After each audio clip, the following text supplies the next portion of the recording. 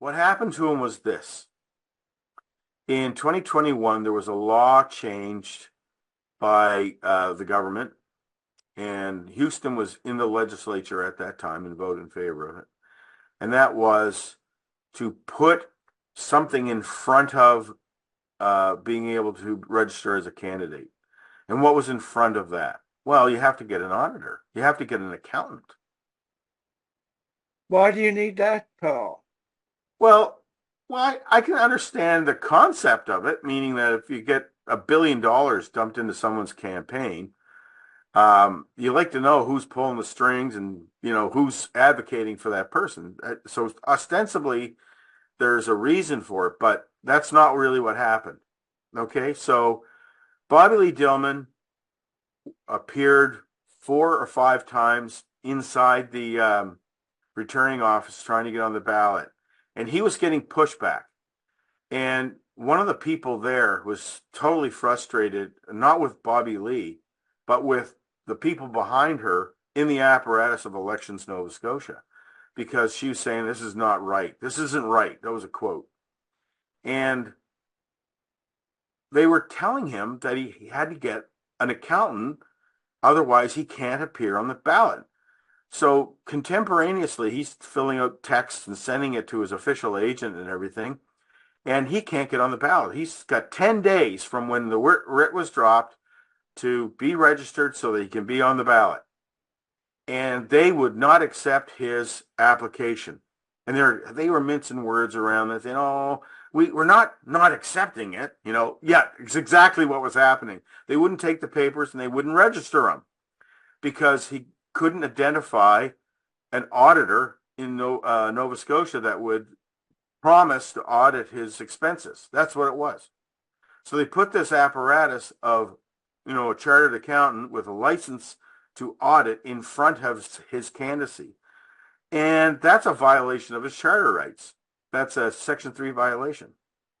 But he documented everything, and it came to the point where Lee Chow, the chief financial officer of Elections Nova Scotia, sent out an email to him instructing him to go to a specific web page with specific people and get one of those specific people to represent him, or she was not going to allow him to get on the ballot. Not only her, but Dorothy Rice, the chief electoral officer. She was in on it too, because her name's all over the paperwork. So they stopped him because he didn't have an auditor. And guess what? It was tax day in Nova Scotia. The deadline was May 1st, April 30th. Try to get an accountant that day, right? That wasn't a mistake, by the way. That was planned. So he didn't get on the ballot. Well, that was a benefit in some respects, because now Bobby Lee, through his experience, demonstrated that the apparatus of Elections Nova Scotia conspired, because there was internal conversations between at least these two people, and I think way more, that made sure that guy, his name never got on the ballot.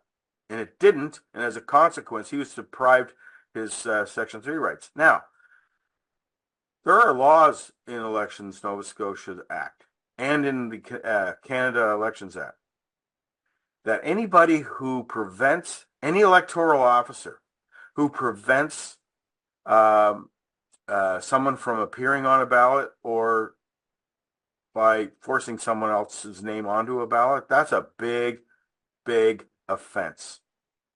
And there's jail time. Jail time for it? Yeah, 10 years. 10 years. Yeah. If you're guilty of doing that and you're an electoral officer, that's jail time. So what Bobby Lee Dillman did was he's really fantastic, a fella. He collected all the information, put it together, and so we had to be careful. And he went to a local law firm, Press Mason, and they requested the information from Elections Nova Scotia relative to what needs to be done in order to get on the ballot. And lo and behold, Right here, I got it. Documentation. Okay, right here, I have all the documentation of the communications, all the texts, everything that happened. And lo and behold, Elections Nova Scotia was affirmative that you do not need a accountant that's licensed to do auditing in order to appear on the ballot. You don't need it. That was in August 26th. They sent out a letter to his attorney and said, no, you don't need an accountant. You don't. Yet that's what they did to him for 10 days. They said, oh, you got to do this, and documented it in black and white, conversations between the chief electoral officer and the chief financial officer of Elections Nova Scotia, making sure that that happened. Now, tell me, when two people are doing something at the same time that's illegal, what do you call that? There's a word for it in the criminal code. It's called conspiracy. That's what conspiracy is. It isn't something, that you do late at night and you're dreaming about all these things. He was purposely kept from running in that by-election. Bobby Lee He must have been threatened. Yeah. He must feel threatened by this movement. Oh, yeah. This is the hand of government.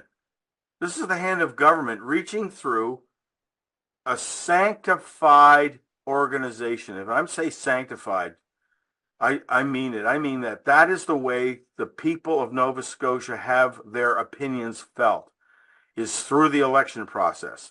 And I'm here today to tell you that the Nova Scotia Elections Commission is corrupt to the very top. The top of Elections Nova Scotia was involved directly in preventing Bobby Lee Dillman from appearing on the ballot in the West Pictou by-election. I have the paper. I have the documents.